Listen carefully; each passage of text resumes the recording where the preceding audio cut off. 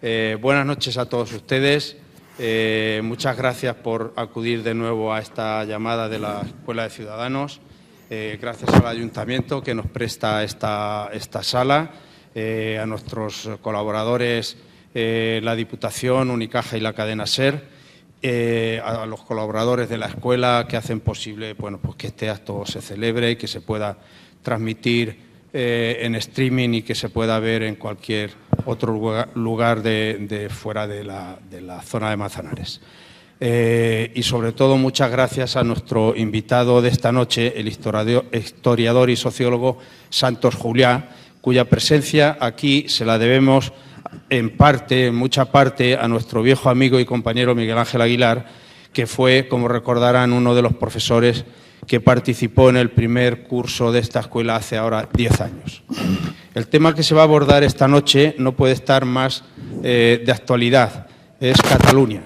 El pleito de Cataluña con España ha acaparado la atención de los catalanes, del resto de españoles y de buena parte de la prensa y de la opinión pública internacionales en los últimos meses. La declaración unilateral de la independencia e ilegal de la independencia aprobada por el Parlamento, la violación de la Constitución española y del Estatut de Autonomía, el desacato de sentencias del Tribunal Constitucional, la aplicación del artículo 155 de la Constitución española, con el consiguiente cese y procesamiento de todo el Gobierno catalán y de la mesa del Parlamento, y, en fin, la estrambótica fuga a Bruselas del presidente Puigdemont y 4 de sus consejeros, así como el encarcelamiento del resto de miembros de su gobierno, han situado a la crisis catalana como el principal problema con que se ha enfrentado el Estado español desde la restauración o la recuperación de la democracia, superior, dicen algunos, incluso al fallido golpe militar del 23 de febrero. ¿Cómo se ha llegado hasta este punto? Es la pregunta que muchos españoles, catalanes incluidos, se hacen. Y, por supuesto, yo creo que todos ustedes. Y para responder a esa pregunta y entender mejor esa cuestión catalana, nadie mejor que un historiador del prestigio de Santos Juliá. Catedrático emérito de Historia Social y del Pensamiento Político, Santos Juliá nos va a hablar esta noche del pleito de Cataluña desde una perspectiva histórica, con una visión histórica, porque, como él mismo dice, quizá una mirada histórica ayude al menos a entender los datos de la cuestión, los motivos del pleito. Daré algunos datos breves de su currículum. Nacido en Ferrol en 1940, Santos Juliá cursó el bachillerato en el centenario Instituto de San Isidoro de Sevilla, por cuyas aulas pasaron personalidades históricas como los poetas Luis Cernuda, Manuel Machado, científicos como el Nobel Severo Ochoa o políticos como Felipe González, más recientemente. Tras doctorarse en Sociología por la Universidad Complutense de Madrid, obtuvo becas de investigación en Stanford y en Oxford. En 1979 se incorporó como profesor ayudante a la Universidad Nacional de Educación a Distancia, la UNED. 10 años después era catedrático y director del Departamento de Historia Social y del Pensamiento Político de esa universidad, en donde permanece como profesor emérito. Ha sido también decano de la Facultad de Ciencias Políticas y Sociología y profesor visitante y conferenciante en varias universidades y centros superiores de Europa y América. Su trabajo y obra se han centrado en la historia social y política de España en el siglo XX sobre temas como el socialismo, el republicanismo, el Frente Popular, la República, la dictadura y la transición a la democracia. Precisamente en su último libro, Transición, que salió a la venta el pasado 25 de octubre, Juliá analiza el concepto de transición desde que entró en el léxico político español en plena Guerra Civil, 1937, hace 80 años, hasta el uso de que él se hace en la actualidad. El libro termina con el capítulo Ruptura Nacional Populista, en el que repasa brevemente lo sucedido en Cataluña en los últimos meses. En la presentación de este libro, Juliá afirmó que en la transición el consenso duró 1 año. Entre sus últimas obras caben destacar Historias de las dos Españas, que le valió el Premio Nacional de Historia, Vida y Tiempo de Manuel Azaña, Elogio de Historia en Tiempo de Memoria, Camarada Javier Pradera y Nosotros los Abajo Firmantes, por el que obtuvo el Premio Internacional de Ensayo Caballero Bonal. Ha dirigido obras colectivas como Víctimas de la Guerra Civil y Violencia Política en la España del siglo XX, y también ha editado las obras completas de Manuel Azaña en 7 volúmenes. Santo Juliá es colaborador habitual del diario El País desde 1980. Y les dejo ya, sin más preámbulos, con el profesor Juliá.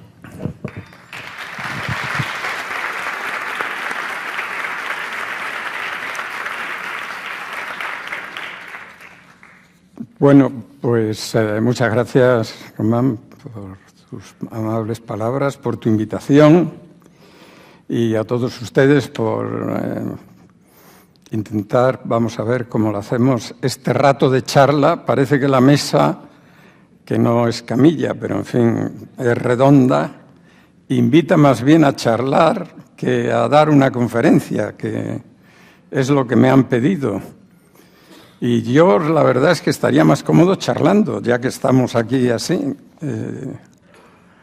Pero bueno, les voy a introducir a un tema que ocupa la política española, pues probablemente desde el año, así de una manera formal, digamos, como una presentación de grupos políticos o asociaciones políticas o sociales catalanas dirigidas al Estado español, pues aproximadamente llevamos como 1 siglo y medio en esta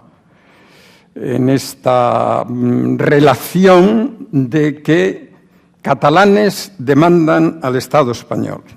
Presentan escritos o presentan propuestas al Estado español, pues desde las fases de Manresa, del año 92 del siglo XIX, más claramente ya y de una manera más presente, porque tienen una representación ya política en Madrid desde el año 1, del siglo XX, y desde el año 6, en el que un grupo de parlamentarios, diputados y senadores, que han sido elegidos rompiendo el monopolio de la representación que en el sistema monárquico de la Restauración tenían el Partido Liberal y Conservador, o sea, dando una muestra de movilización, de actividad política propia, distinta a la actividad política que dominaba el conjunto del sistema español, que estaba prácticamente en una alternancia entre liberales y conservadores. Entre eso se meten Solidaridad Catalana, la Lliga Regionalista, y consiguen que un sistema electoral que era fraudulento, porque las elecciones realmente en la España de la Restauración no servían para elegir, sino para nombrar a quienes ya los partidos habían acordado que iban a ser elegidos. Sin embargo, estos grupos catalanes logran una representación real de gente que se mueve por elegirlos. Y se presenta entonces, en el año 6, se presenta en un folleto una especie de largo manifiesto que condensa las demandas que la representación catalana hace al gobierno de Su Majestad y, de hecho, al Parlamento español. Esa demanda básicamente es el restablecimiento o la instauración, porque realmente no hay tal restablecimiento, ¿no? La instauración de la región como unidad político-administrativa del Estado. Desde 1833 el Estado español era un Estado centralizado, mucho más desde una consideración legal, que de hecho en la realidad, porque la centralización pues era Se trataba de un Estado muy pobre, un Estado que prácticamente en el transcurso de todo el siglo XIX está prácticamente en la ruina, ha quedado muy maltrecho después de la Guerra de la Independencia, pero ha quedado también muy arruinado con las guerras interiores, con la guerra carlistas, y luego con alguna operación exterior, es decir, que es un Estado en permanente deuda y con pocas posibilidades de acción en el conjunto del Estado, es decir, que la centralización era más bien una dimensión legal que práctica. Pero en lo legal el Estado se organizaba con un centro unitario, en principio. Yo no sé si esto es cómodo para ustedes, esto. ¿Se oye bien? Se oye bien. Digo, un centro que es el gobierno, que componen pues, los regímenes liberales, no liberal democrático, liberal muy oligárquico, y ese centro tenía un delegado en cada provincia.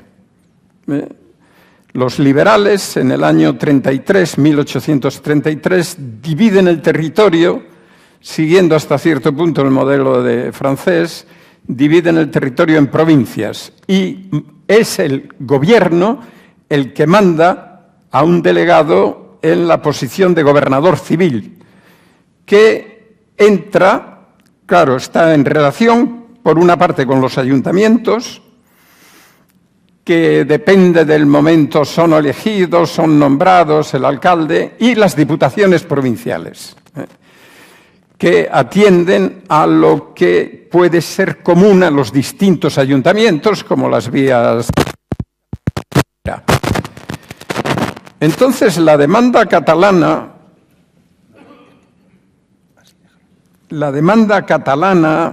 primera, y es original, es que se creen unas nuevas unidades, no solo administrativas, no solo para la administración, sino para el conjunto, también para todas las actividades políticas internas en las regiones.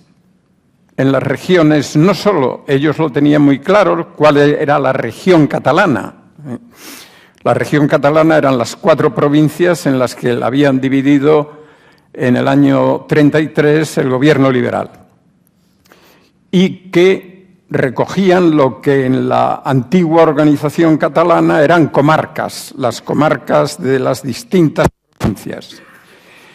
Esa fórmula, decían los senadores y diputados, esa fórmula sería el principio de la regeneración del Estado español. Es decir, que en la propuesta catalana originaria lo que hay es un intento, entonces ya recordáis, el 98, la crisis del 98, España desaparece, España moribunda. Bueno, la desaparición de España es que pensaban que los americanos, que habían mostrado su gran potencia naval, en encuentros absolutamente desproporcionados con la flota española, que la echaron toda a pique, iban a desembarcar en Canarias y posiblemente en Algeciras y en Cádiz. Y que, por tanto, España era moribunda, formaba parte de las naciones moribundas. Bueno, pues para regenerar a España y a la vista de la decadencia del Estado, como tal Estado, había que devolver la vida a las regiones y hacer de las regiones el elemento regenerador del Estado. De manera que ellos están pidiendo autonomía para todo lo que se refiera a la vida interna de la región catalana, pero como una fórmula de reforma y regeneración y modernización del Estado, en el sentido de que a todas las regiones españolas también se le iban a conceder la misma autonomía y los mismos derechos que a la catalana. De manera que en la recomposición del Estado, digamos, los catalanes van a jugar un papel, en este caso, digamos, si no de vanguardia, como pionero. Es una fórmula, insisto, de renovación y de regeneración del Estado y, por tanto, la fórmula que se quieren ellos aplicar es aplicable a todas las regiones. ¿Qué regiones? Esto ya era una cuestión que tendrían que decidir cada región.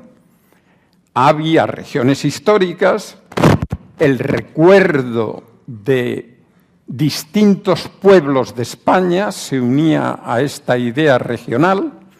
España es un conjunto de pueblos y hay el pueblo andaluz, hay el pueblo valenciano, hay el pueblo castellano, el pueblo castellano manchego.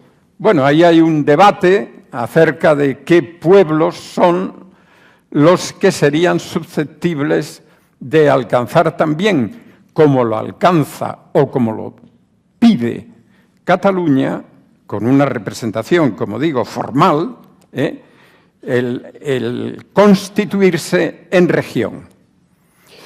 Bueno, el primer proyecto tiene alguna resonancia en los gobiernos liberales y conservadores, pero se intenta derivar hacia la reforma de leyes locales y al final va a conducir a la creación solo para Cataluña, pero susceptible de extenderse al resto de las regiones, de lo que se llamó las mancomunidades. Esto es a partir del año 14 del siglo XX. Las mancomunidades eran la unidad administrativa no política de la región. ¿Quiénes aprovechan la ley de ordenación local, que es una ley de los conservadores?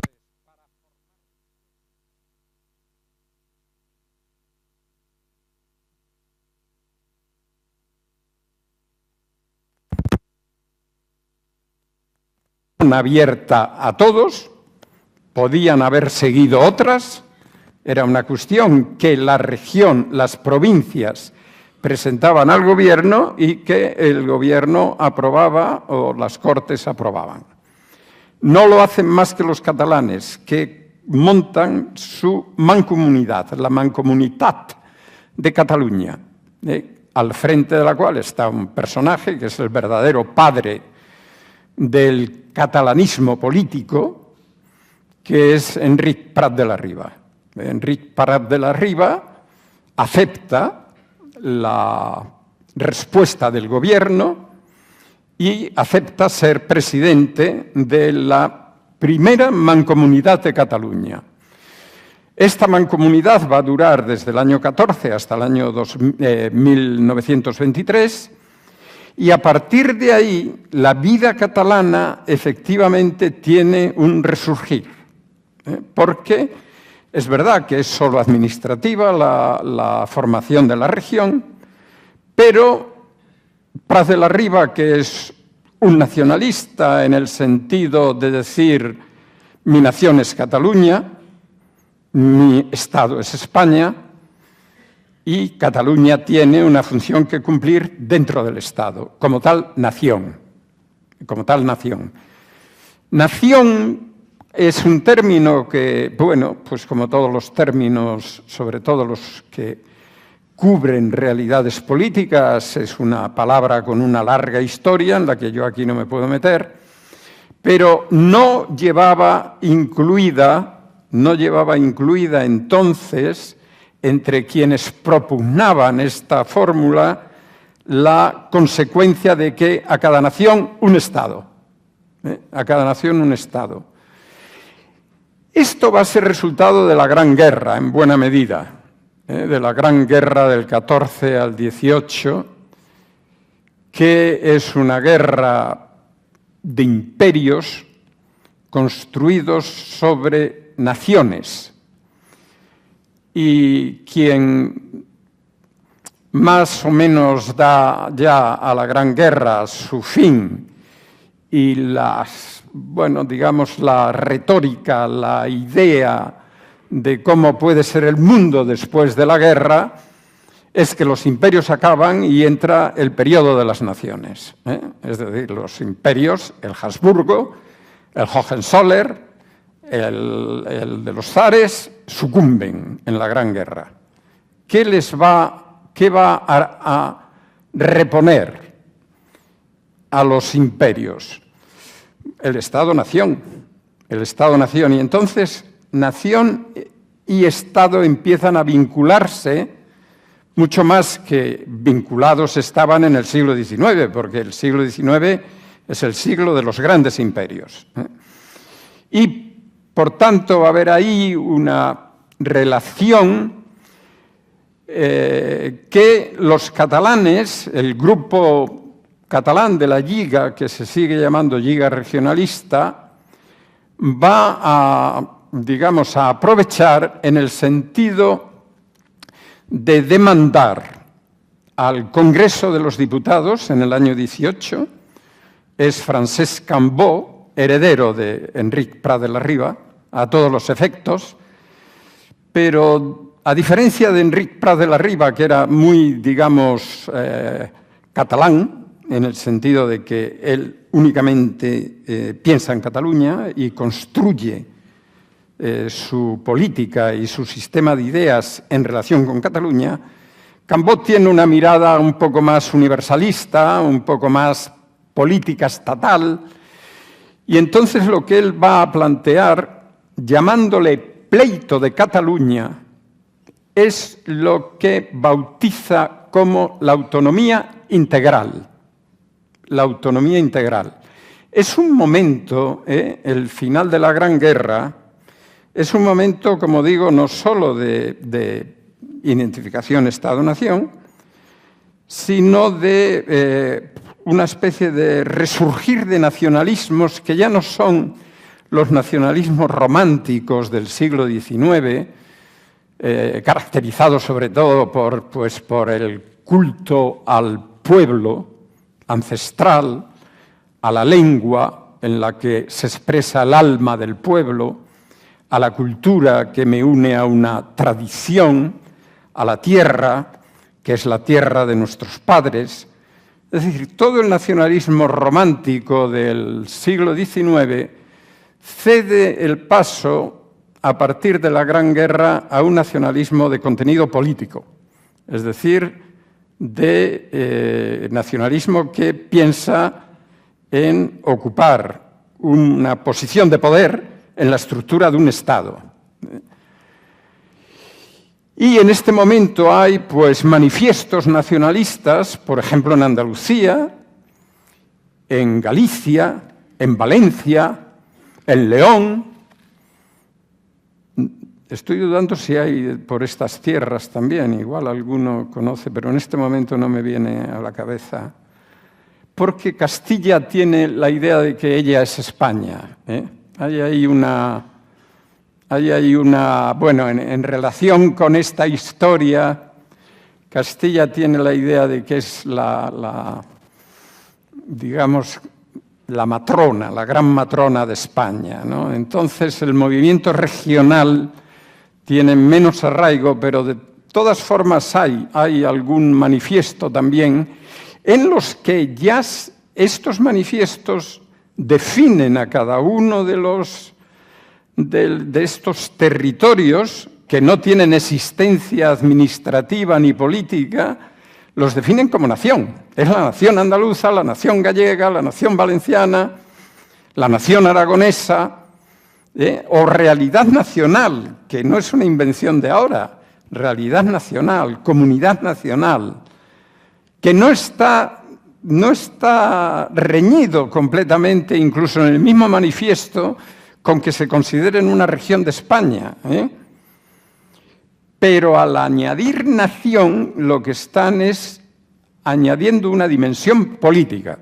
Ya no es cosa simplemente de costumbres, de tradiciones, de adoración a la tierra, de que de ese sentimiento, ¿no?, de pertenencia, sino que tienen un programa político. Ese programa político los catalanes lo llaman autonomía integral. ¿Qué significa autonomía integral en las demandas que Cambó hace y que presenta también en Cataluña? Él viaja de Madrid a Cataluña mucho. Cambó es un hombre con mucho dinero, rico, es un tipo que ha hecho dinero con empresas potentes y, por tanto, no es un intelectual, digamos, como era Prat de la Riba, ¿no? Y entonces la autonomía integral es que todo lo que se refiere a la vida interna de la región debe ser asunto que resuelva, que decida la propia región. Y como hicieron los diputados,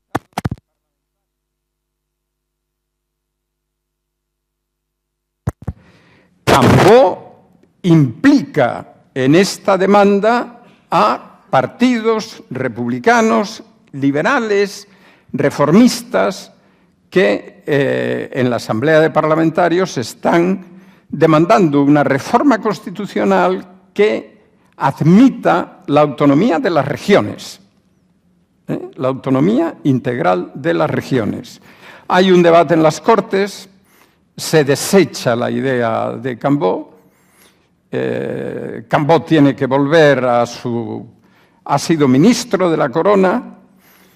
Cambó, si queréis alguien similar a Cambó en los tiempos actuales, podría haber sido Roca, ¿no? Miquel Roca. Es decir, alguien que tiene una idea muy clara de lo que significa la autonomía como parte de un Estado al que la autonomía de las regiones va a potenciar. Y dentro de la idea de Cambó y dentro de la idea de Prat de la Riba también hay que la Gran España.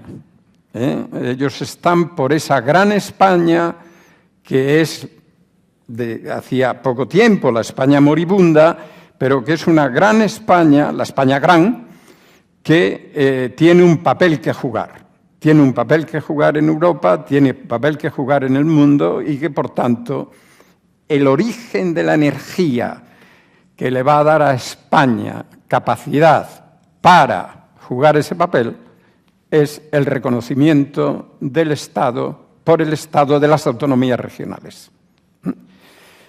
Esto es una idea bastante incorporada ya a lo que tiene ya la forma, el cuerpo de un catalanismo político.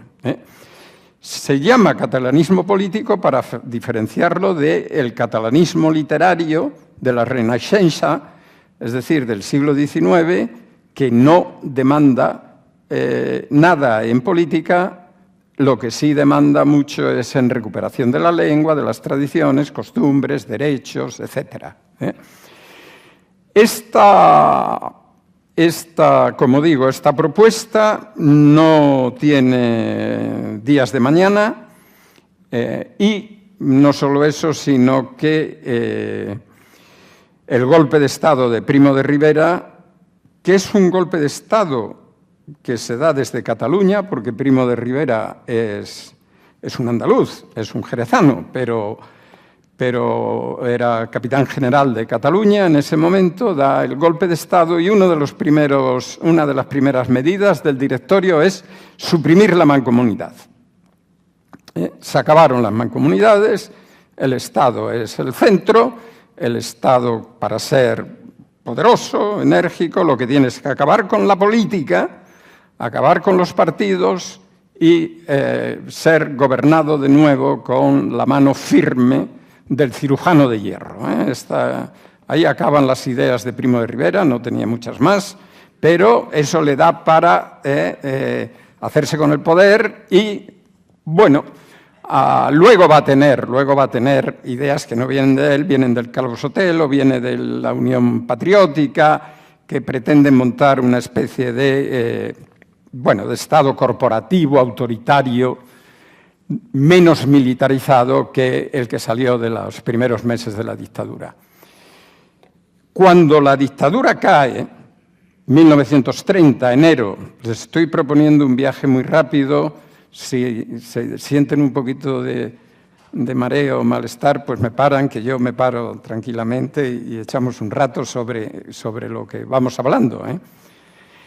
En el año 30, que es un año clave en la historia no solo ya del Estado, pero sobre todo del Estado español, es un año clave.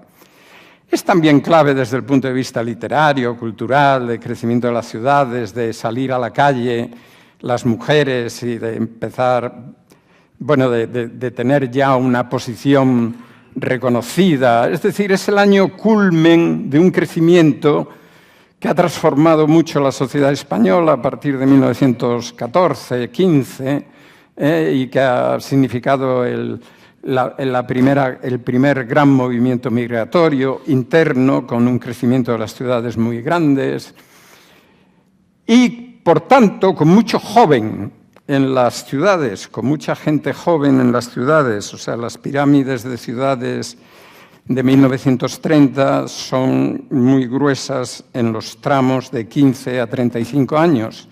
Eso quiere decir que hay mucho movimiento, que hay muchas ideas, que hay mucha vida en las ciudades. Es el año de la generación del 27, de la generación de la plenitud de la generación del 14. Un año en el que parecía que grandes cosas eran posibles. Y en la crisis profunda de la monarquía empieza a surgir, que no venía muy potente de antes, pero que ahora empieza a, alimentarse, la idea de que dictadura y monarquía iban juntas, y que por tanto en España monarquía es igual a dictadura, y que república y democracia, y que democracia y república van juntas también. Es decir, que en España la democracia es república. La identificación de república con democracia viene de ahí y se cuece en este año, sobre todo, que, como digo, hay mucho joven, mucho obrero joven en las ciudades porque están creciendo y, por tanto, las huelgas obreras adquieren una dimensión muy notoria.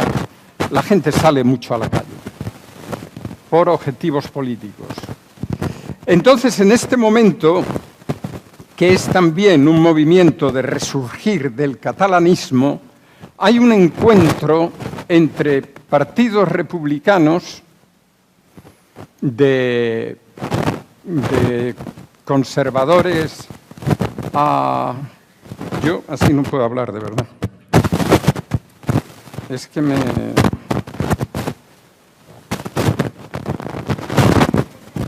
Lo siento. Si te parece, a ver si lo intentamos poner en la mesa. A ver, ¿así se oye?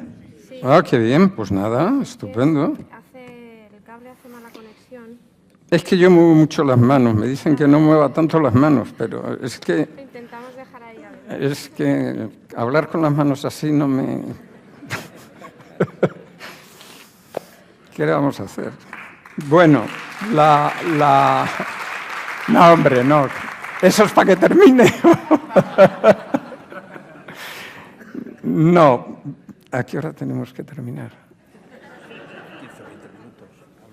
Bueno, entonces, es la primera vez, el año 30, en San Sebastián, es la primera vez que se encuentra este republicanismo, que no es solo de izquierda, es conservador también.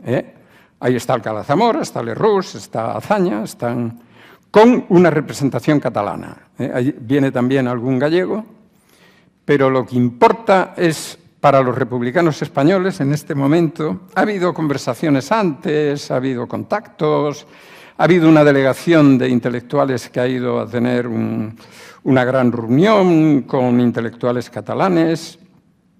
Intelectual en este momento es alguien que está metido también formalmente en política, no hay una división clara. Bueno, quedan citados en San Sebastián y hablan, claro está, de lo que les lleva a esta reunión, que es organizar, en la medida en que pueden organizarlo, una rebelión, una insurrección, porque ahí había elementos militares implicados, que proclamara la República y que iniciara una nueva era política en España con el reconocimiento de una autonomía que es lo que los catalanes están incorporando al acuerdo republicano de 1930. Es decir, los catalanes están allí para hablar de Cataluña y de qué posición es la posición catalana en la república que se va a instaurar o que se va a proclamar por una acción conjunta en la que acuerdan también entrar en contacto con los socialistas, en la que intervendrían también los socialistas y consistiría básicamente en una, huelga general masiva. La huelga general entonces tenía siempre prendida, ¿no?, en la expectativa, cuando la clase obrera llega a una capacidad de organización tan suficiente para declarar la huelga general, es que se estaba en el umbral de una revolución, entendida revolución, cambio de sistema político, Nada que ver con un grupo de jóvenes estudiantes que salen a parar el tráfico ferroviario, nada que ver, no tiene ninguna relación con esto. Es otra cosa, porque ahí están implicados sindicatos industriales, sindicatos de oficio, que son capaces de proclamar una huelga general. Bueno, la República no se proclama. El gobierno provisional de la República va a la cárcel, pero el movimiento republicano no solo se mantiene, sino que se multiplica. Y la República finalmente se proclama. Y Macià, que es Esquerra Republicana, en ese momento un partido recientemente construido, proclama la República Catalana, que entrará en relaciones de colaboración con la República que presumiblemente se está proclamando en Madrid, con la República Federal Española. La República en España, o sea, lo que se está proclamando desde Madrid, no es una república federal, es una república sin más, el 14 de abril, y el gobierno de la República manda inmediatamente a 3 ministros a hablar con ese que se asomaba al balcón a proclamar la República Catalana, o el Estado catalán. Hay 3 proclamas distintas, el 14 de abril, una desde el Ayuntamiento, 2 de la Generalitat, pero la conversación que tienen los ministros Fernando de los Ríos, Nicolau de Olver y Álvaro de Albornoz, me parece que es el tercero, no estoy muy seguro ahora. La conversación que tienen es que los catalanes conceden la restauración simbólica, digamos, de la Generalitat, es decir, va a haber un gobierno catalán desde el principio, desde abril del 14, pero la autonomía va a ser una cuestión de las Cortes, que se van a elegir, de las Cortes Constituyentes. Y lo que tendrán que hacer los catalanes es presentar un estatuto, un proyecto de estatuto que las Cortes recibirán y que las Cortes debatirán y que las Cortes aprobarán. Este es el acuerdo. Este es el acuerdo. Se dan mucha prisa, presentan el estatuto. Esto quiere decir que esta idea está muy arraigada en la sociedad catalana, que no es... Lo que nos está pasando no es un invento de ayer o de antes de ayer. Hay cosas nuevas, a partir sobre todo de 2006, 2003, 2006. pero la idea de que Cataluña ocupa un lugar dentro del Estado definido por una autonomía es de más de un siglo. Entonces, presentan un estatuto antes de que la Constitución se apruebe y las Cortes Constituyentes lo meten en el cajón.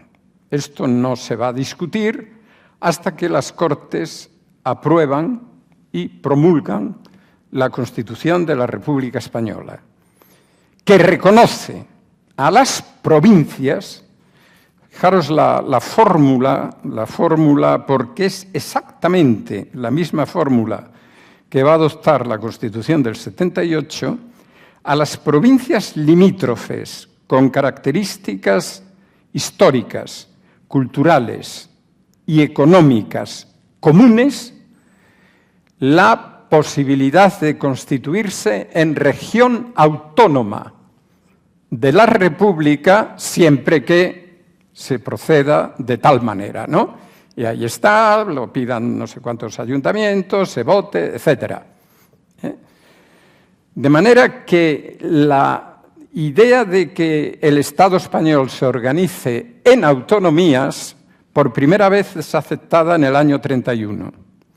Que esa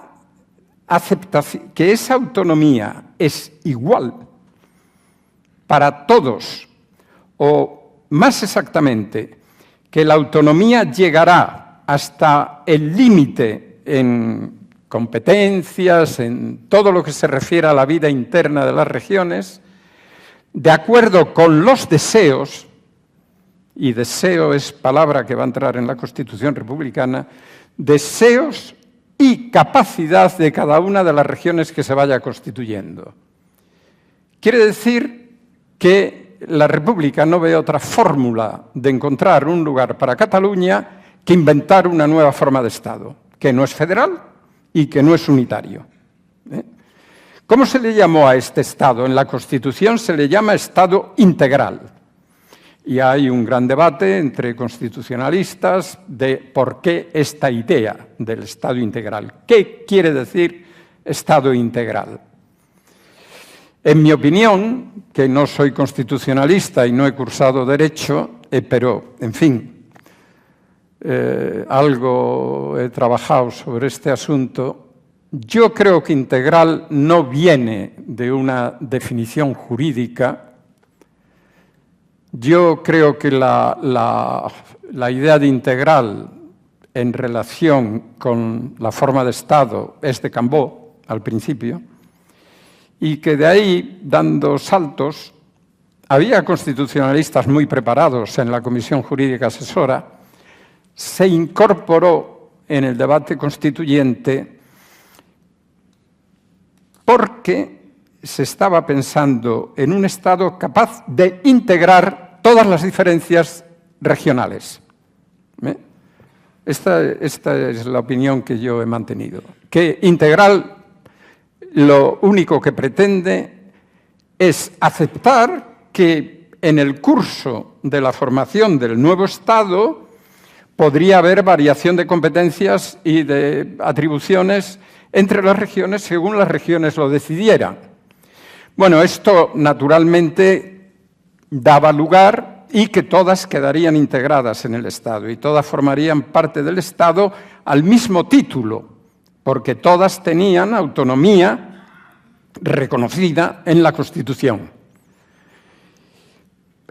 Los republicanos definieron mucho mejor que lo han definido los del 78 qué competencias se podían tomar, cuáles eran las competencias de las regiones que se formaran, cuáles eran las competencias a las que no renunciaba el Estado central y cuáles eran las competencias que podían ser legisladas por el Estado central, pero su funcionamiento quedaba a la autonomía correspondiente.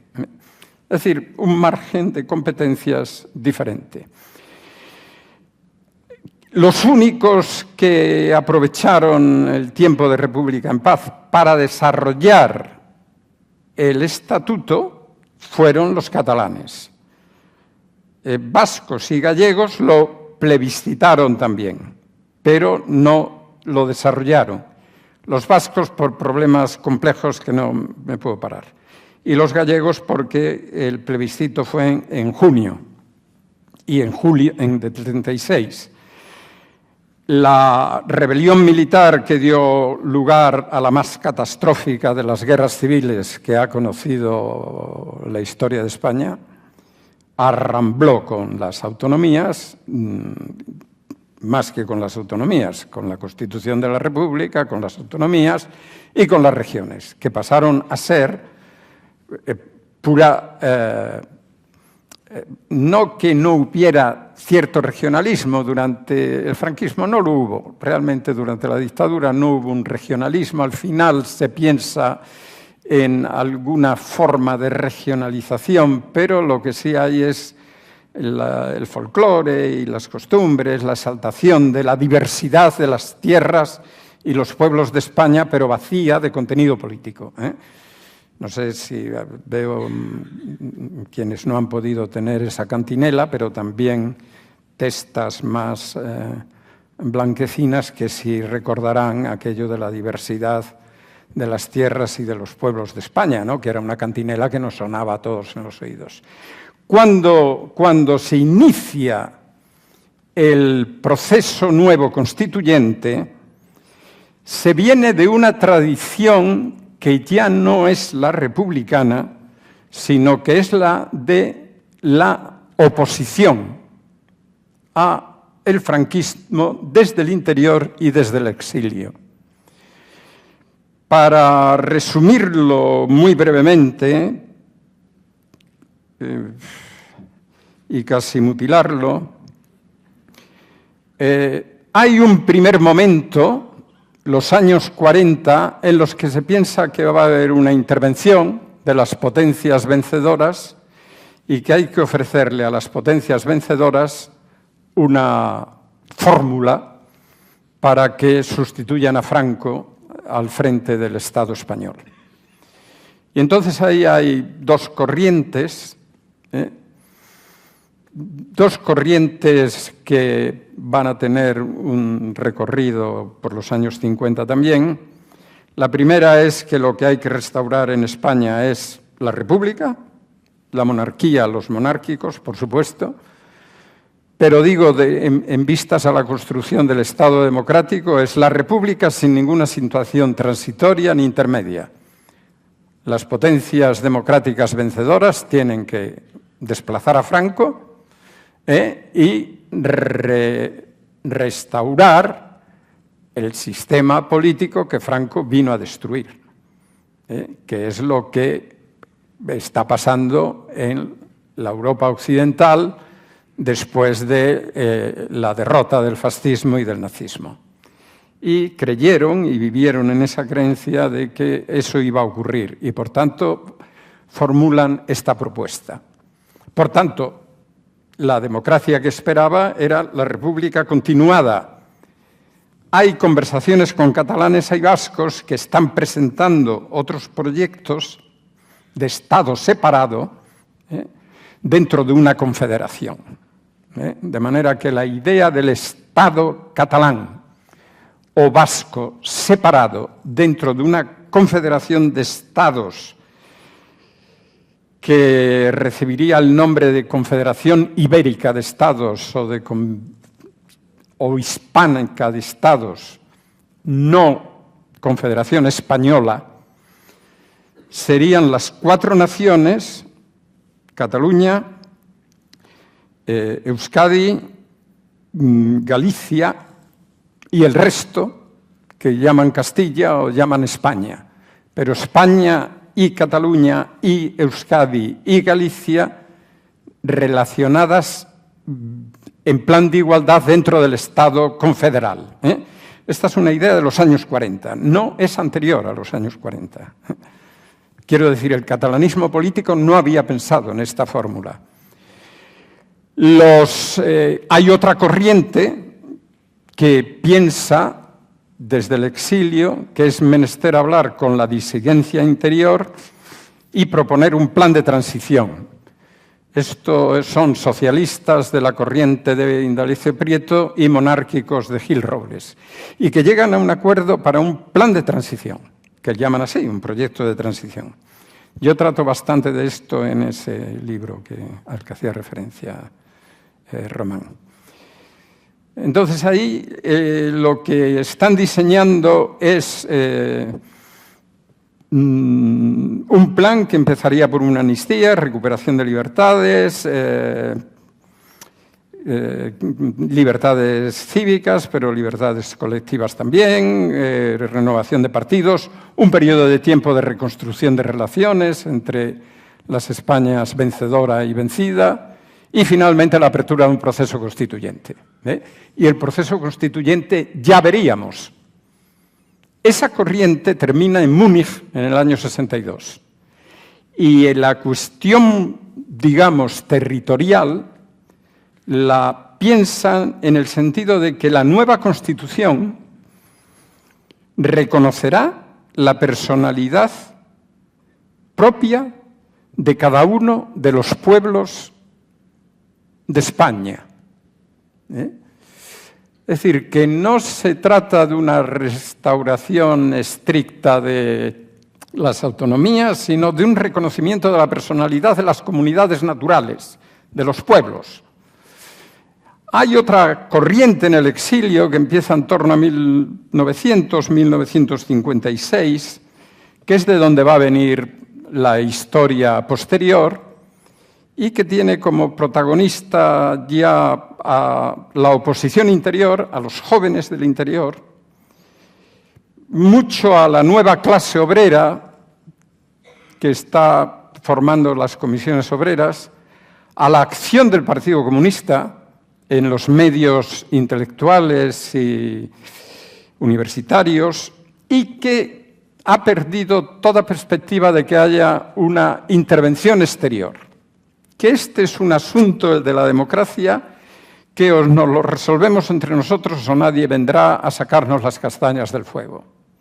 Y que no consiste en formar un plan perfectamente detallado para el día de la caída, sino pensar en el proceso que hay que ir conquistando paulatinamente por lo que se llamó precisamente conquista de parcelas de libertad. Es decir, esta nueva oposición, que es una oposición comunista, pero es una oposición católica a partir de los años 60, poco deudora del republicanismo, aunque algo suena, porque hay lecturas, hay viajes, hay contactos. Piensa que la transición se va a realizar cuando, aprovechando la legalidad del régimen, se vayan penetrando el nuevo clima político en movimientos sociales, movimientos vecinales, el movimiento feminista, los sindicatos, la universidad, y que es ahí donde hay que ir dando la batalla para el futuro. Y ahí se encuentran catalanes y españoles. Y ahí es donde se cuece la idea de que la estructura del Estado, por lo que a nosotros nos interesa aquí, no la democracia, que eso está más que hablado, sino la estructura territorial, va a construirse por el reconocimiento de la autonomía a lo que se comienza a llamar nacionalidades y regiones. Nacionalidades va siempre cogida de la mano con regiones, desde los años 60, siempre, de manera que cuando oigáis que nacionalidad fue una invención que se sacaron de la manga los padres de la Constitución, no, en absoluto. Nacionalidad y región está en todos los proyectos de los años 60. ¿Qué se quería decir con eso? Bueno, que se le reconocía a Cataluña, el País Vasco y Galicia, precisamente por la dimensión cultural, es decir, una lengua, una cultura propia, una literatura propia, costumbres, manera de ser, todo lo que conforma la cultura, que las constituían en nacionalidad. ¿Qué significaba nacionalidad? Nación sin dimensión política como Estado. Y es un término que viene al léxico político español desde el siglo XIX. Son naciones, pero no son Estado. Y el reconocimiento de la autonomía a la nacionalidad es idéntico al reconocimiento de la autonomía a la región. Nunca se habla de diferencias, excepto las que tienen ámbitos culturales. Es decir, por supuesto, el reconocimiento de otra lengua y de otra cultura y de los elementos necesarios para que esa lengua y esa cultura se desarrollen, pervivan e incluso florezcan, pero no en el sentido de que hay una diferencia competencial o hay una diferencia que las haga a uno de un nivel y a otros de otro. Cuando se llega al debate constituyente, la diferencia va a plasmar en un elemento que es el del procedimiento para llegar a la autonomía, con un reconocimiento explícito por la Constitución de que aquellas que habían plebiscitado en el pasado, dice, supongo que por no mencionar república, porque a lo mejor les pasaba como a los de la camiseta esta, que ven la república y el fantasma de la república por todas partes. En el pasado, bueno, ese pasado fue el pasado republicano, la Constitución de 1931, hubieran plebiscitado un estatuto de autonomía. Esa es la diferencia. Y van a tener un procedimiento más rápido, pero van a llegar a lo mismo. Así se construye el Estado de las autonomías, con un énfasis, a medida que se construye el Estado de las autonomías, con un énfasis puesto en la equiparación competencial, a la que se va a llegar. Bueno, ya sabéis que los primeros estatutos, las que no habían ido por el artículo 141, tenían que esperar 5 años para llegar al techo competencial, pero la dirección de la construcción es que no hay diferencias ni en competencias, ni en atribuciones, ni tampoco en el tipo de relación que mantienen con el Estado. ¿Qué Estado es el que nos hemos dado? Pues, en mi opinión, el Estado que hubiera sido el Estado republicano si la República hubiera seguido sin la rebelión militar y sin la guerra civil. Es decir, que lo que pasa es que en la República fueron mucho más lentos y el proceso se interrumpió. Que todas las provincias limítrofes que tenían características se constituyeron en región autónoma o en nacionalidad autónoma y establecieron sus estatutos y empezaron a ser gobernadas en aquello en lo que eran competentes por los estatutos. Los estatutos reconocen parlamento, reconocen gobierno, pueden reconocer policías, pueden reconocer lenguas, pueden reconocer y reconocen todo aquello después de transferencias, etcétera. ¿Qué se crea ahí? Pues se crea lo que ponía de los nervios a Manuel Azaña cuando se debatió el Estatuto de la República. Un Estado tendencialmente federal. Un Estado que se llamaba entonces de tendencia federativa, que no es un Estado federal, pero que actúa como si fuera un Estado federal. Y aquí es donde está el quid de la cuestión. Que en el momento en que se llenan de contenidos los estatutos y la vida de lo que se llamó nacionalidades y regiones, como esos contenidos tienen una carga muy fuerte de actividad o de programas o de acción cultural, educativa, etcétera, se han llenado de políticas identitarias que le han dado a cada una de esas unidades una identidad que antes la reclamaban las naciones, pero que ahora está extendida por todas partes.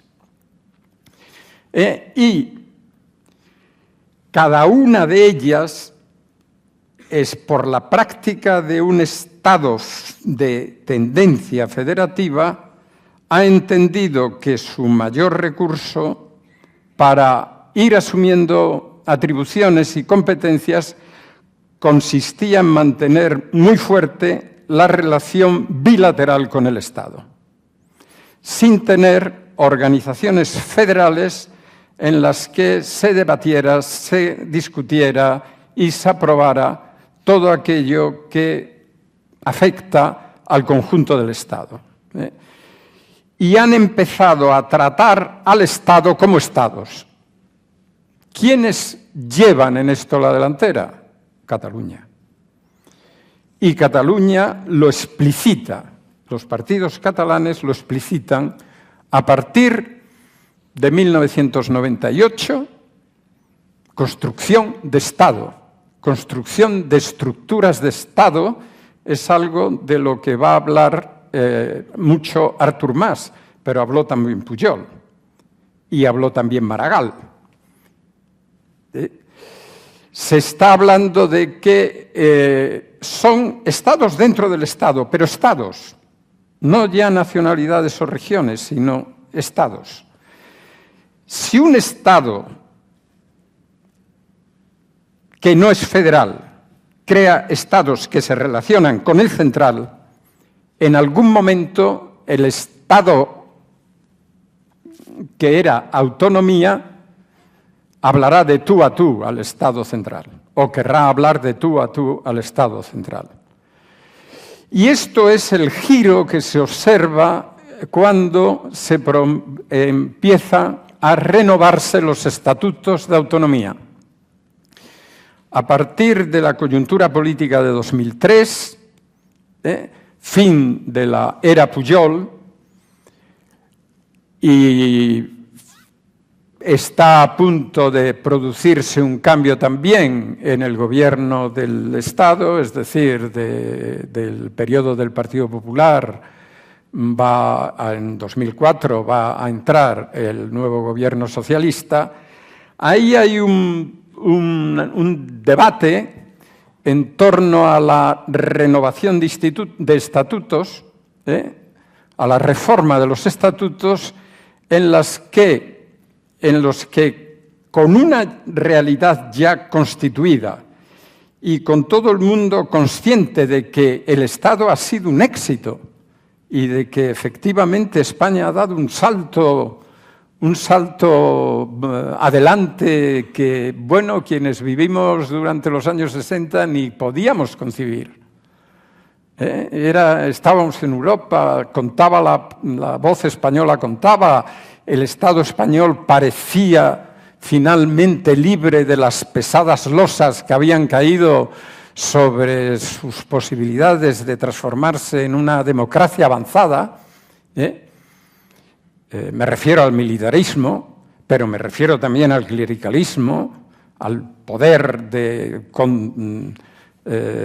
contra la libertad de conciencia, al poder contra las libertades, y que eso se había realizado de manera, bueno, sí, había habido problemas, sin duda. El más sangriento ha sido la perduración de ETA durante tantos años. Pero finalmente habíamos logrado, bueno, pues a partir del logro había que saltar. Había que saltar a reconocer a las comunidades autónomas como cuasiestados dentro del Estado. Esto no cabía en la Constitución, de ninguna manera. Y se prefirió hacer una reforma que no era una reforma, que eran nuevos estatutos realmente.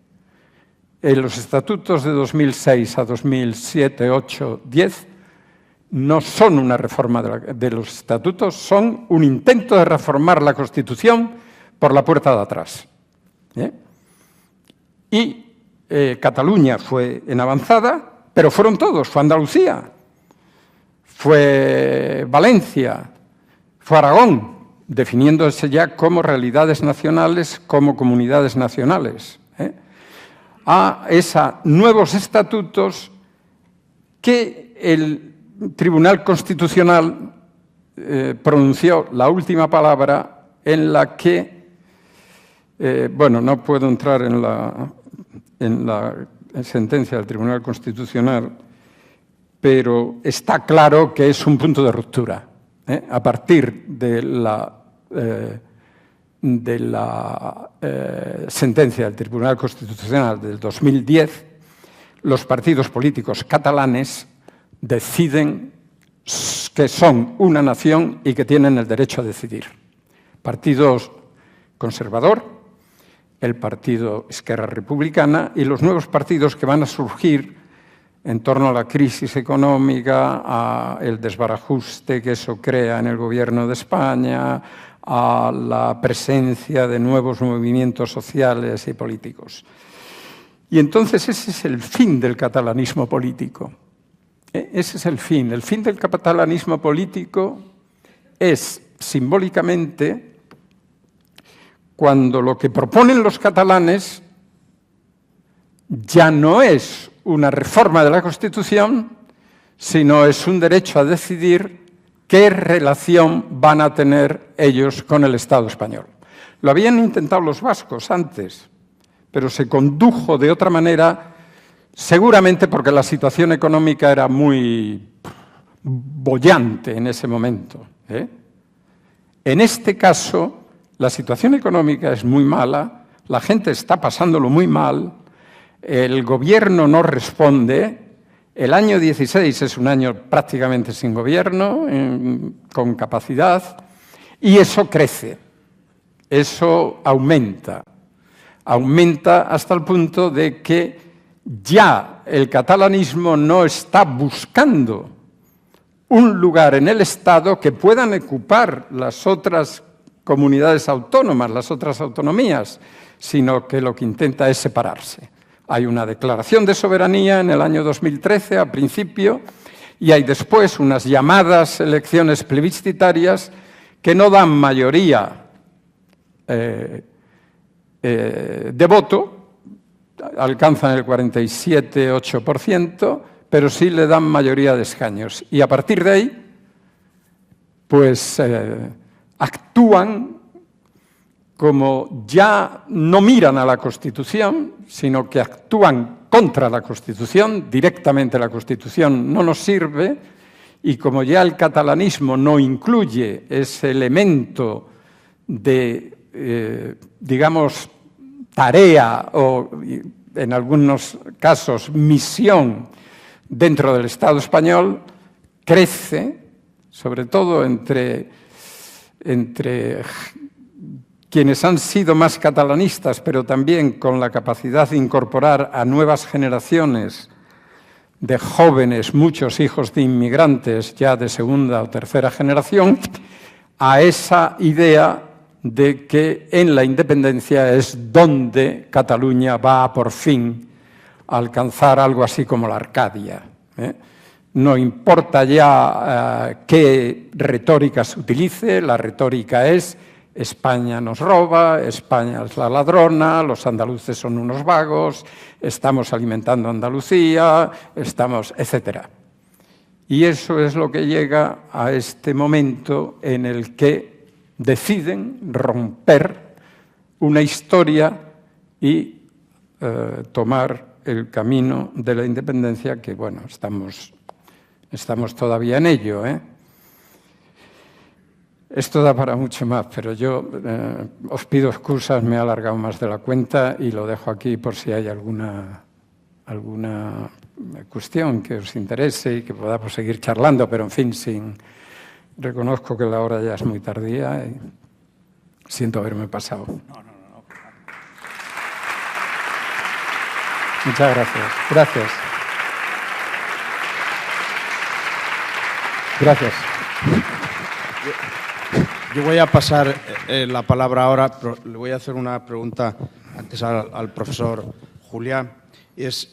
Nos ha dejado a las puertas de la pregunta que yo creo que todo el mundo tiene. ¿Qué solución se ve? Es decir, dar más competencias, es decir, más dinero a Cataluña a costa de que el resto de las comunidades se puedan, digamos, rebelar contra el Estado central. No, yo creo que eso está excluido, ¿no? Eso no forma parte ya ni de la reivindicación catalana ni de las posibilidades del gobierno, porque el gobierno, las transferencias han ido, pues, bueno, aquí está la experiencia ya que está hecha, de que Convergencia y Unió apoyó tanto al gobierno de Felipe González como al gobierno de José María Aznar.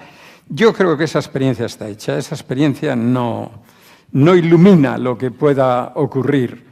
Yo creo que a la vista de lo que ha pasado en las últimas semanas, o sea, en los últimos días casi, ¿no? En los que el frente catalanista, que era un frente, por otra parte, surgido en el fervor de que una mayoría que suponían al alcance de la mano, iba a ser suficiente para obligar al Estado a convocar un referéndum. Esa mayoría es una mayoría de un tipo de alianza que no resiste como instrumento de gobierno. Es decir, es imposible formar un gobierno con la mayoría que ha gobernado Cataluña desde el 2015 hasta ahora.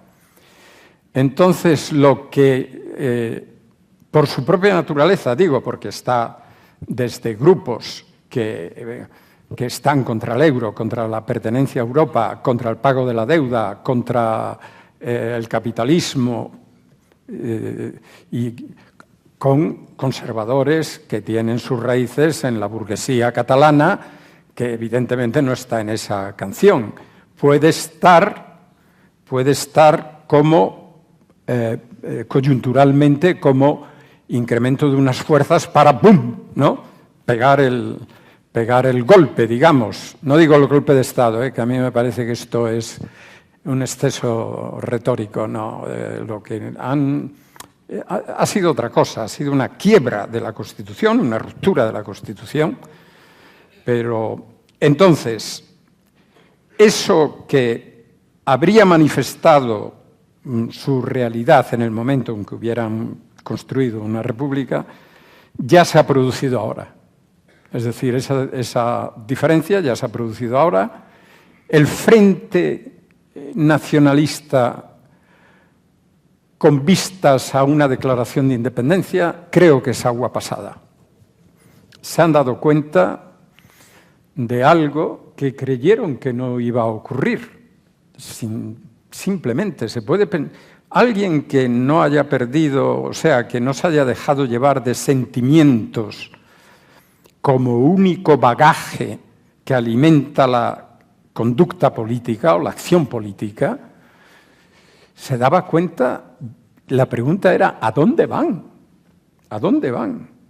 Pero bueno, la cosa es que iban, La cosa es que iban. Eso ya en esos términos no se puede reproducir.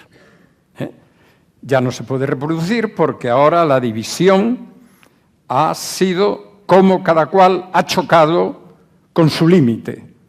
Y hay unos que están en la cárcel, otros que están en libertad con medidas cautelares y otros que están huidos. ¿Recomponer eso? Imposible. Habrá unas elecciones. Yo creo que la única vez, realmente, en mi opinión, que el Gobierno ha tomado la iniciativa, y la ha tomado por un fallo del presidente destituido, ¿no? Porque no lo hizo él, pero le abrió la puerta para que lo hiciera él. La primera vez que toma realmente una iniciativa política de desbloqueo de la situación es el artículo 155 con disolución del Parlamento y convocatoria de elecciones. Esto ha sido, a mi modo de ver, un acierto sin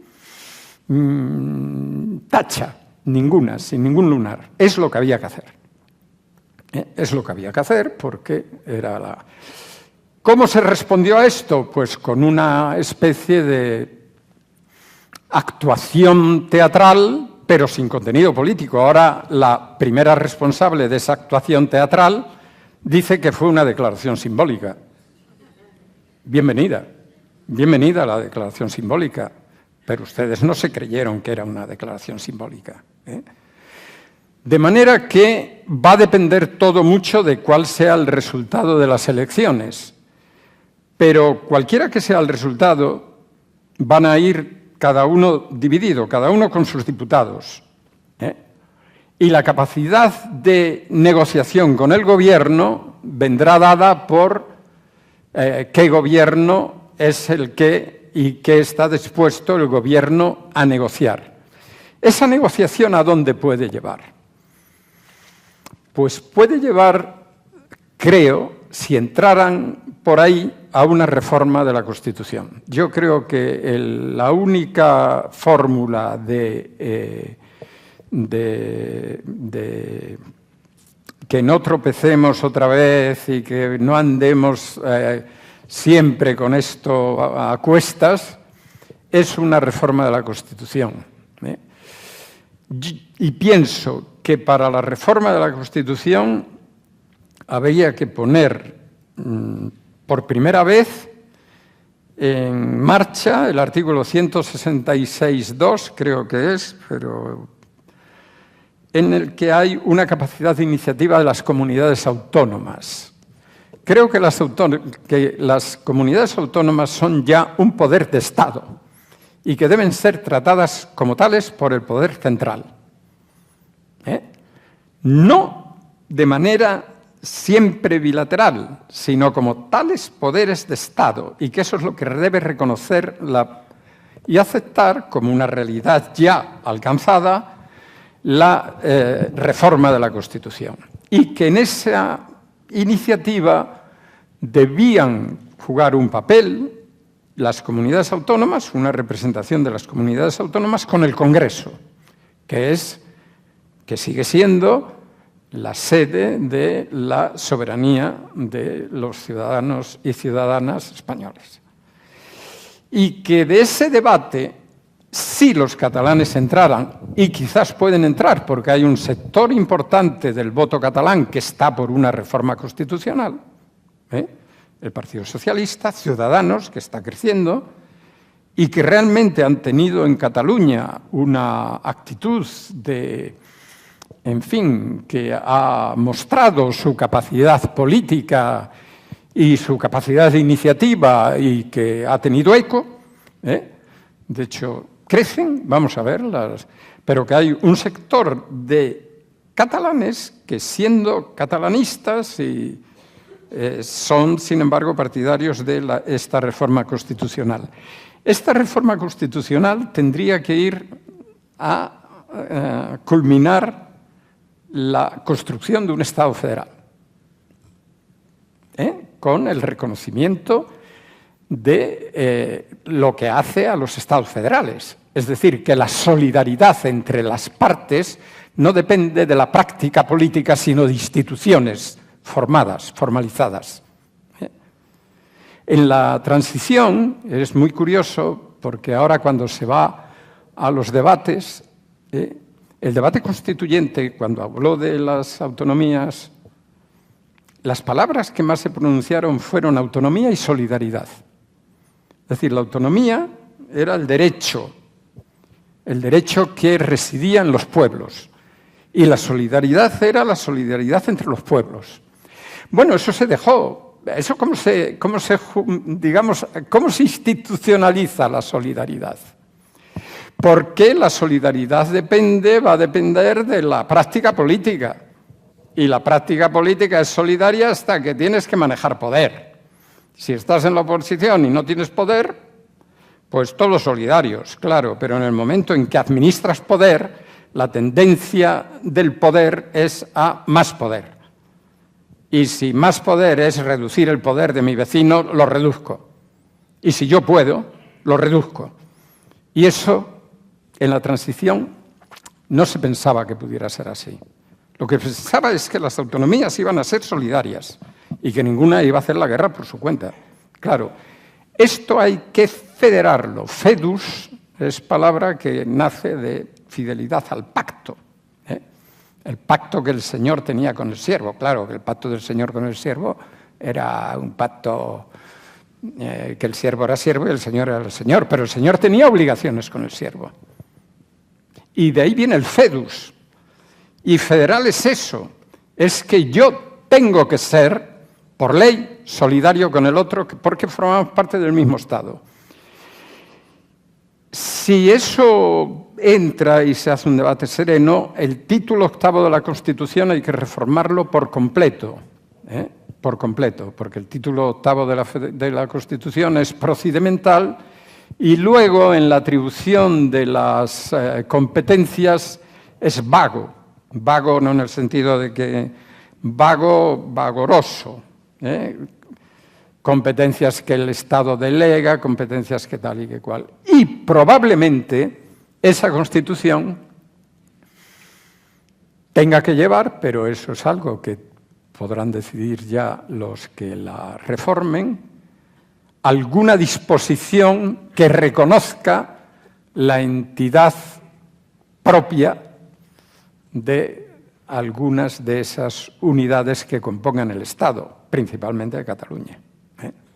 Pero yo lo que quería haber destacado aquí es que esto tiene una larga historia y que no se resuelve ni a base de porrazos ni a base de tomas de decisión que no acepten la vigencia de los acuerdos que entre todos hemos tomado, claro. ¿Alguna pregunta por aquí?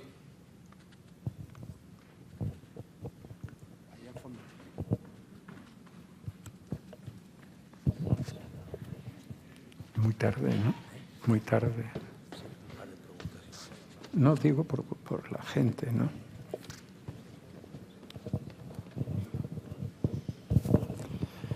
Sí. Hola, buenas noches. Gracias. Desde que tengo memoria vengo oyendo que la economía y sobre todo la industria de Cataluña fue puesta por el Gobierno de España durante los planes de desarrollo y que por tanto la prosperidad de Cataluña se debe a decisiones del Gobierno de Madrid. Yo he leído cosas que con detalles y números que pretenden demostrar eso y he leído cosas que pretenden demostrar lo contrario.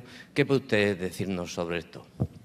Gracias. Bueno, no, yo creo que la economía catalana ha dependido mucho de dos factores durante el siglo XIX y buena parte del XX ha dependido sobre todo del arancel.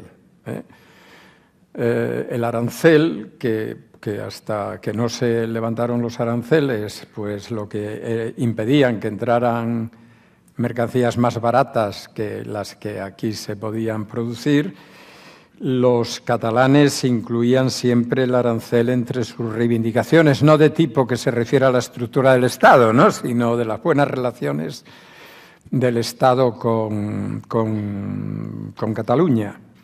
Y el arancel es el que alimentaba una economía que se acostumbró a ser una economía protegida. La economía catalana es una economía que ha gozado de altos niveles de protección. Y ese era un elemento también por el que la relación con el Estado español era do des. Eso, claro, en el momento, eso dura todo el... Bueno, la protección es lo que le hizo... hay un pasaje, me viene a la memoria un pasaje de Juan Valera, que era un tipo... Es uno de mis favoritos. Juan Valera, celebrando la brillantez de Barcelona, de los edificios, de las construcciones, de la vida. Decía, bueno, damos bien, él era de Jaén, damos bien por empleado que tengamos que pagar los jerseys y toda la indumentaria la tengamos que pagar un poco más cara de lo que pagaríamos si no existiera el arancel, ¿no? Es decir, que esto ha sido un dato de siempre. Los planes de desarrollo, aquí había plan de desarrollo, igual que hubo planes de desarrollo con fuertes inversiones en Cataluña, pero no solo en Cataluña, ¿eh? De todas formas, ahora mismo yo no tengo los datos, pero hay el INI estableció en Cataluña el Instituto Nacional de Industria estableció en Cataluña algunas de sus potentes industrias, ¿no? Después todo esto sufrió desde entonces un cambio radical porque el INI ha desaparecido, pero en el franquismo, desde el punto de vista económico, no tenían los catalanes ninguna reivindicación que hacer al Estado franquista, que los trató muy bien, sí. Y no fueron en absoluto discriminados. De hecho, se dice que Cataluña es el único país que se siente colonizado, pero que manda, que los colonizados tienen mayor PIB que los presuntos colonizadores, ¿no? Esto es un lugar común cuando alguien te dice es que estamos colonizados, papé, con la colonización. Hay una burguesía media catalana que ha crecido en una economía protegida, y eso explica en buena medida que Cataluña de por sí, o sea, la economía catalana, que es activa, que es diligente, que es muy, en fin, que ha sido muy movida, eso explica que no haya habido nunca grandes corporaciones, que no haya habido nunca un gran banco catalán hasta muy recientemente, que las finanzas se fueran o a Bilbao o a Madrid, porque era una burguesía de negocio mediano, no digo estrictamente familiar, aunque también, pero de negocio mediano. Cambó es uno de los primeros que rompe esa manera económica, ¿no?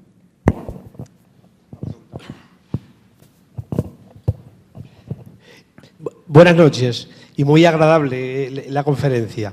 Gracias. Me gustaría hacerle una pregunta. Nos habla usted, a ver si me puede dar la respuesta, o por lo menos, habla usted que 150 años es lo que lleva el problema catalán, más o menos, aproximadamente, ¿no? Pero sí, se ha acrecentado mucho en los últimos 10, 12 años, ¿no? Sí. Entonces, por querer buscarle a alguien de responsabilidad, en cierto modo, el gobierno que tenemos actual, ¿qué parte puede tener de culpa, no? O sea, seguramente en estos 6, 7 u 8 años habrá hecho algo bien o lo ha hecho mal para llegar a donde hemos llegado, ¿no? Si puede usted más o menos hacer un poco de autocrítica o dar su opinión sobre esto. Ya, yo... gracias. Sí, normalmente no me gusta porque es que es verdad que tratando procesos políticos hay, bueno, la culpa, pero yo no me gusta decir es culpable tal o es culpable cual. Eso es un juicio de valor que creo que no entra en el oficio de un historiador, ¿no? Yo lo que sí creo es que la relación viciada que empezó a regir entre el Partido Socialista y el Partido Popular, digamos sobre todo a partir de los atentados de marzo, ¿no era? De los atentados del año 4, hombre, los de los yihadistas. Sí, a partir de ahí, en el momento en que se produce un cambio en el gobierno, que fue en los 3 días, ¿no? Hay una relación viciada, políticamente viciada. Quiero decir, eran incapaces de llegar a un acuerdo sobre nada.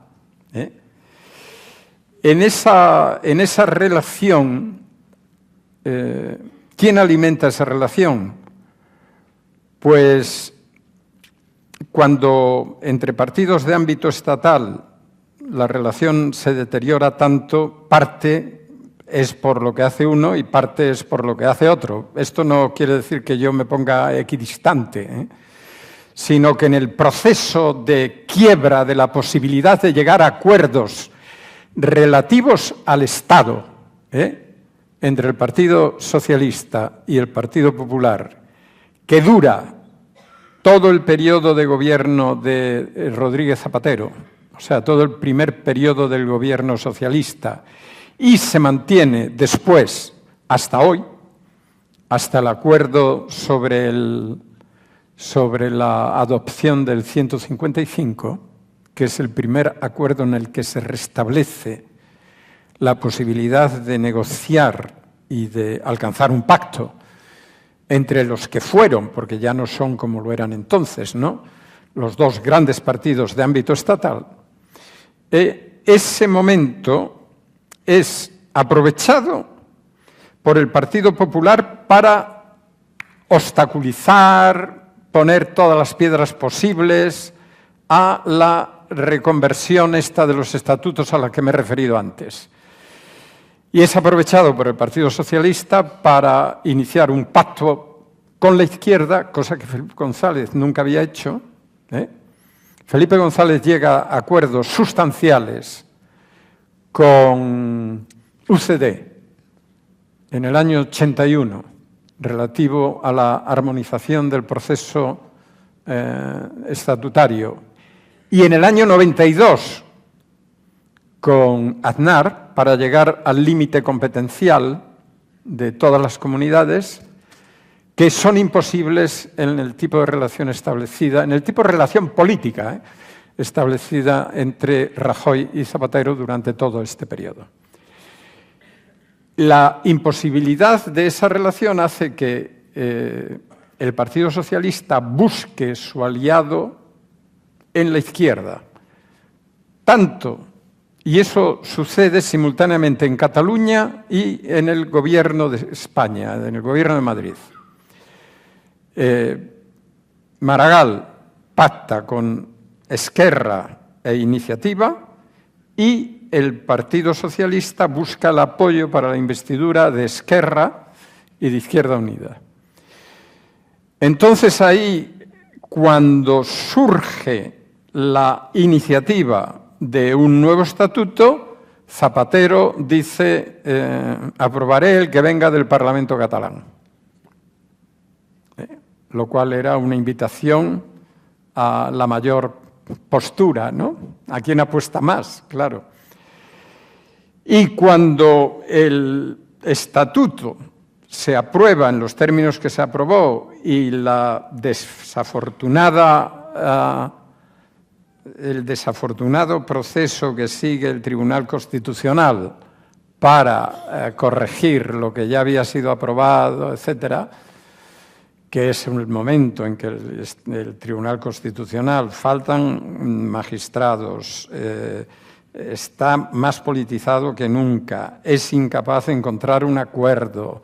El acuerdo final es una cosa que verdaderamente para morir. Entonces ahí es cuando los otros salen con una propuesta que, claro, va a intentar, cuando el Partido Popular va a intentar cargarse de ese estatuto y recoge firmas para presentar unos recursos contra el estatuto. Y ahí se deteriora todo. Ahí se deteriora la posibilidad de una relación. Es la práctica política, haberla llevado a ese extremo, lo que hace que no pueda surgir un acuerdo de reforma de la Constitución, como se había planteado ya en 2004, que acoja a los nuevos estatutos.